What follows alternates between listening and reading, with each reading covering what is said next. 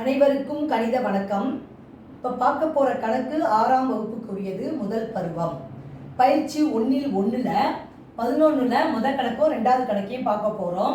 என்ன தலைப்பு கொடுத்துருக்காங்க பாருங்க. எண் பெயர்களை எண்ணூறுக்களால் எழுதுக. அதாவது என்னது, எண்ணில் எழுதியிருக்காங்க, அது வந்து அதாவது எழுத்துல எழுதியிருக்காங்க, அதை எண்ணூறுக்களாக நம்ம மாற்றி எழுத போகிறோம். இப்போ பாருங்க, முதல் கணக்கை பாருங்க.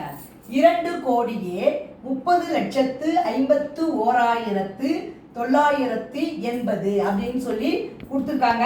இந்த கொஸ்டினை பார்த்தோன்னே இது வந்து இந்திய முறையில் இந்த எழுத்துக்கள் கொடுக்கப்பட்டிருக்கு. இதை வந்து எண்ணூறுக்களாக மாற்றி எழுதும் பொழுது எப்படி எழுதுவோம்னு பாருங்க. 2 கோடியே கமா அடுத்து 30,50,51,980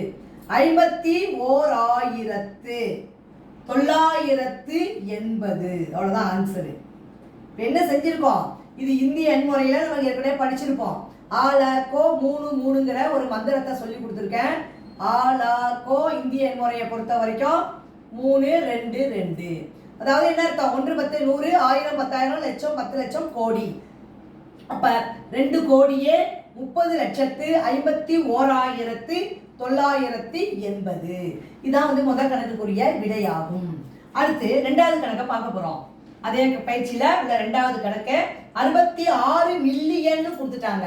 மில்லியன் அப்படின்னாவே இது என்ன எண்முறையில், பன்னாட்டு எண்முறை. பன்னாட்டு எண்முறை என்பது என்ன செய்வோம், 3 கமா போட்டுட்டு நம்ம எடுத்து எழுத வேண்டியதுதான். இப்போ பாருங்க, 66,345,027 கொடுத்துருக்காங்க. இப்போ எப்படி எழுதுவோம்னு பாருங்க. 66 மில்லியன், அடுத்து 345,000 கமா போட்டுக்கிறோம். அடுத்து 27 கொடுத்துருக்காங்க. அப்ப 0 2 7. இதுக்குரிய மந்திரம் என்ன படிச்சிருக்கோம், ஆ மீ பி, அதாவது 1000 மில்லியன் பில்லியன் 3 3 3. இந்த இதுக்குள்ள மந்திரம் பன்னாட்டு எண்முறைக்குள்ள மந்திரம். இப்ப பாத்தீங்கன்னா கொடுத்த கணக்கு என்னது, 66,345,027.